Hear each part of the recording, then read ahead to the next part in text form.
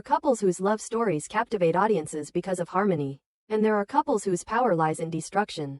Ridge and Brooke belong unmistakably to the latter. The more they fracture, the more magnetic they become, because their bond was never built on calm compatibility but on fire. On ambition, pride, passion, and an almost violent need to be seen and chosen. When love between such people collapses, it does not fade gently.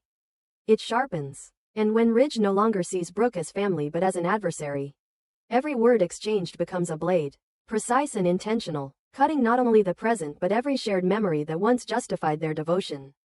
Brooke does not simply grieve this shift, she recognizes it as a declaration of war. For a woman who has survived scandal, public judgment, betrayal, and reinvention more times than anyone cares to count, pain has never been the end of the story. Pain is the beginning. When Ridge's tone changes, when warmth is replaced by calculation, and familiarity by contempt, Brooke understands that something fundamental has broken. He is no longer arguing with her as a lover trying to win. He is speaking as a rival determined to dominate. That realization wounds her more deeply than infidelity ever could, because it strips away the last illusion that their connection was unbreakable.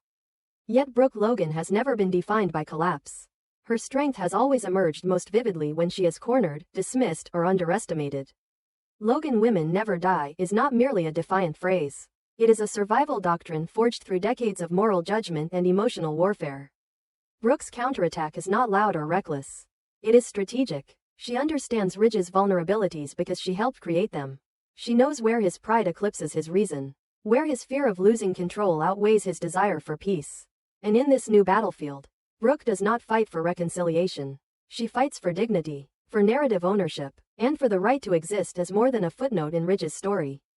What makes this conflict suffocating is not simply the intensity of Brooke and Ridge's confrontation, but the presence of Taylor, hovering like a ghost resurrected by unfinished business.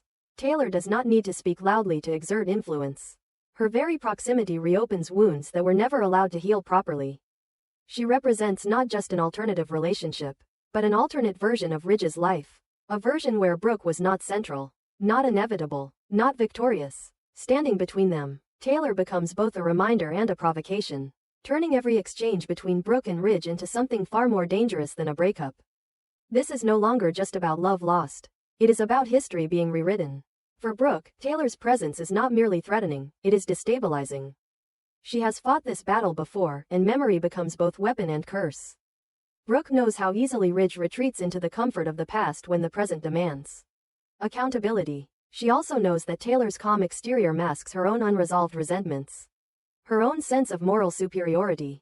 The tension between the two women is not fueled by jealousy alone, but by a philosophical divide, one rooted in survival versus sanctimony, in adaptability versus rigidity. Brooke does not believe in purity narratives.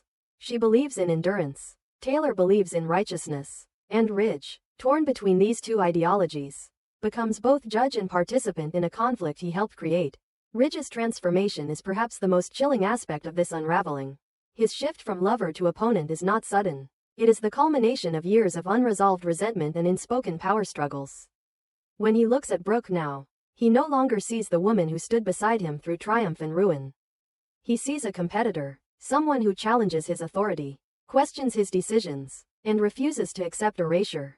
This perception allows him to justify cruelty as honesty, detachment as strength.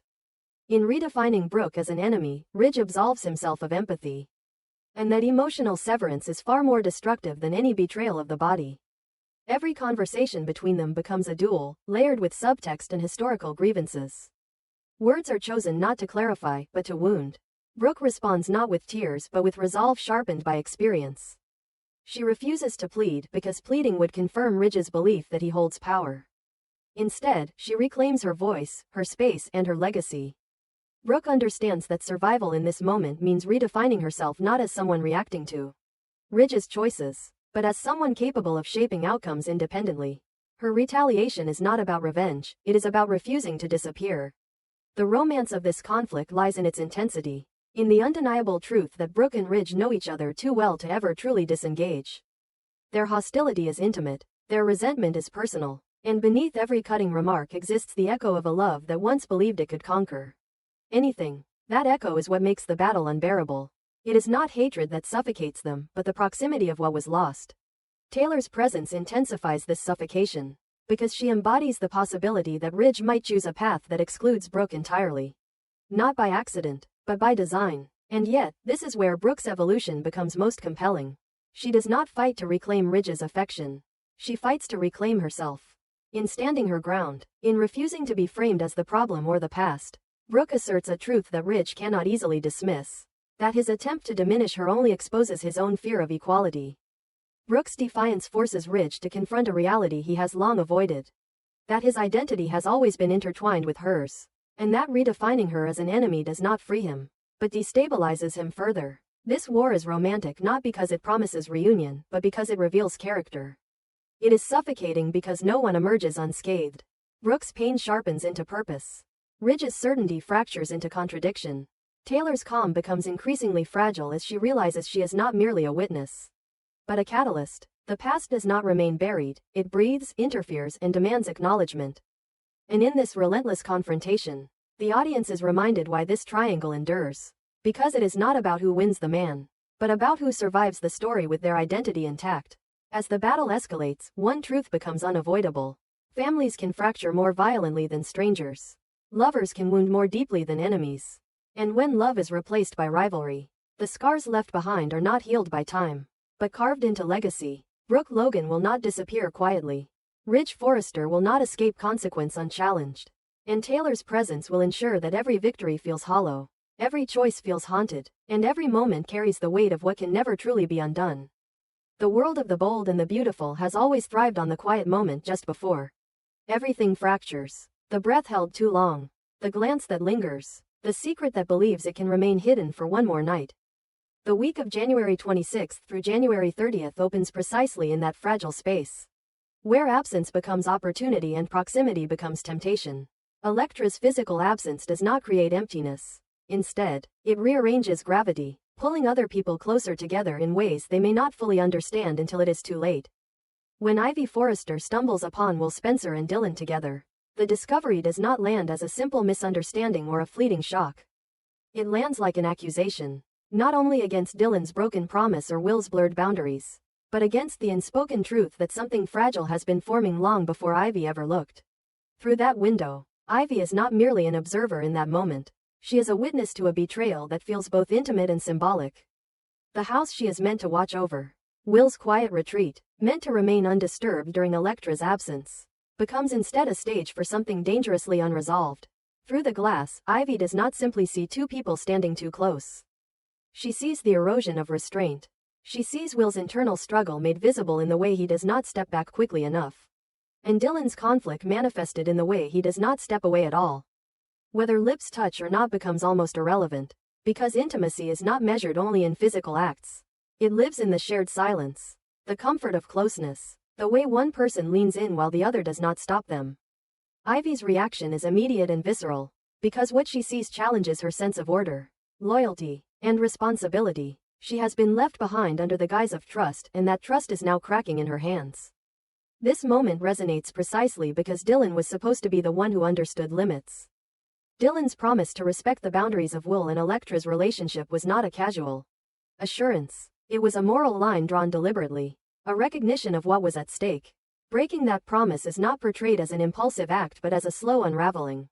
A decision made incrementally through moments of rationalization and emotional hunger. Dylan's closeness to Will has always existed in a complicated emotional space, hovering between friendship, loyalty, and something unnamed. Elektra's absence does not create that tension. It simply removes the final barrier that kept it contained. When Ivy witnesses their closeness, she becomes the external force that exposes what Dylan has likely been fighting internally for some time. Her outrage is not fueled by jealousy but by a sense of betrayal toward Elektra, whose absence was never meant to be exploited. Will, too, is not portrayed as innocent in this emotional equation. His struggle is quieter but no less profound. Will has always been defined by restraint, by the careful management of expectations, emotions, and public perception. Yet restraint has its cost, and in Elektra's absence, that cost becomes harder to justify. Dylan's presence offers understanding without judgment, intimacy without explanation, and comfort without consequence. Or so it seems. Will's internal conflict plays out in hesitation rather than action, in silence rather than confession.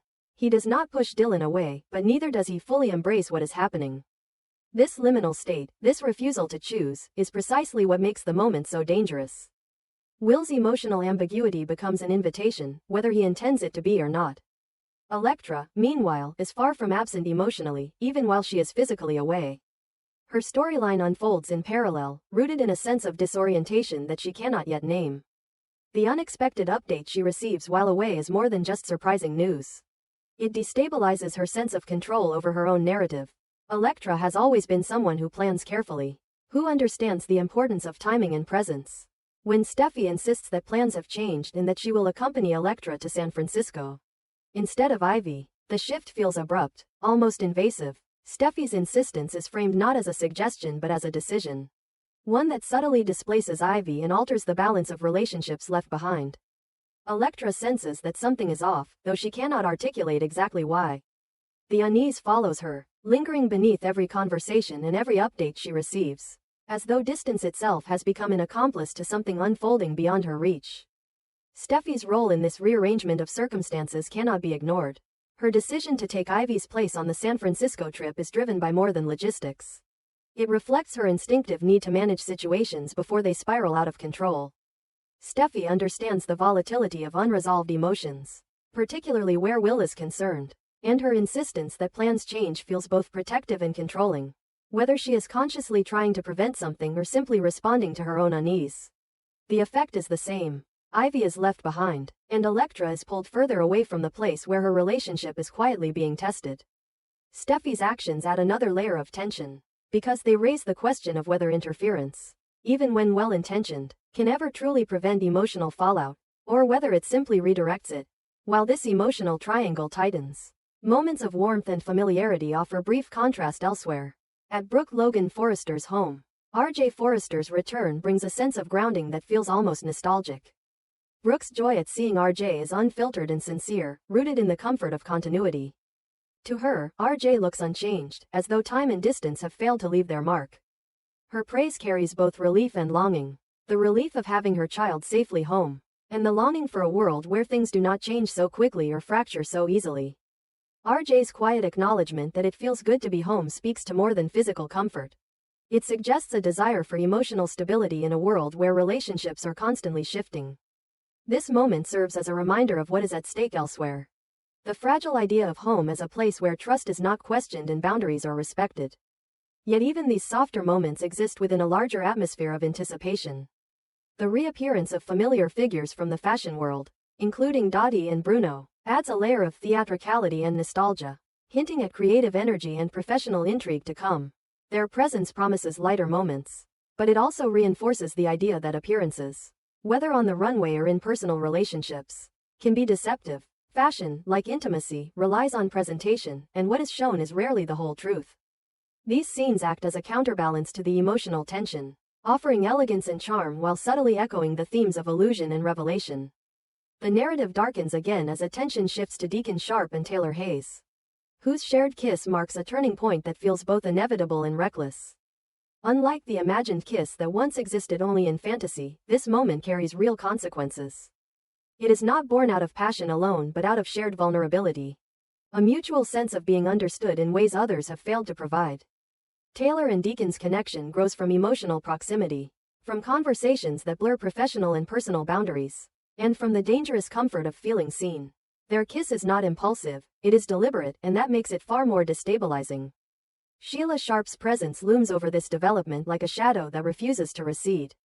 Her excessive praise of Taylor, framed as gratitude for helping her marriage survive, carries an unsettling undercurrent. Sheila's admiration is too intense, too possessive, and too invested to be benign.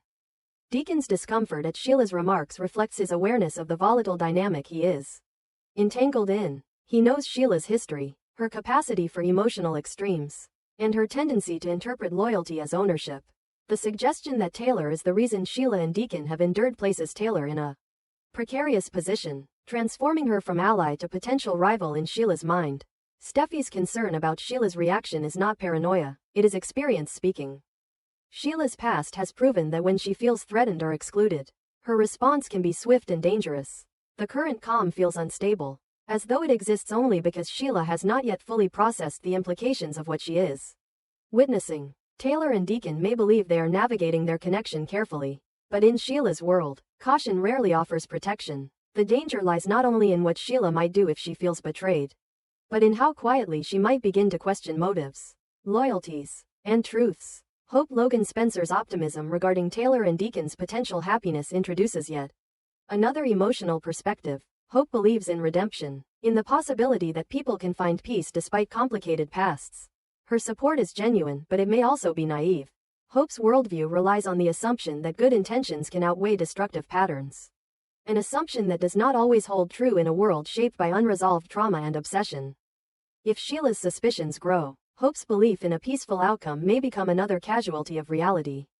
As the week unfolds, the common thread binding these storylines together is not betrayal alone, but the fear of being replaced, overlooked, or rendered irrelevant. Ivy fears that trust has been misused.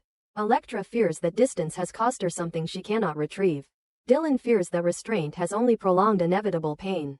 Will fears that choosing one path means losing another version of himself. Taylor fears that vulnerability may once again place her in danger. Deacon fears the consequences of desire he can no longer deny. And Sheila, perhaps most dangerously, fears losing control over the narrative she believes she has earned. The power of this week's storytelling lies in its refusal to offer immediate resolution. Instead, it allows tension to accumulate, letting small moments carry enormous weight.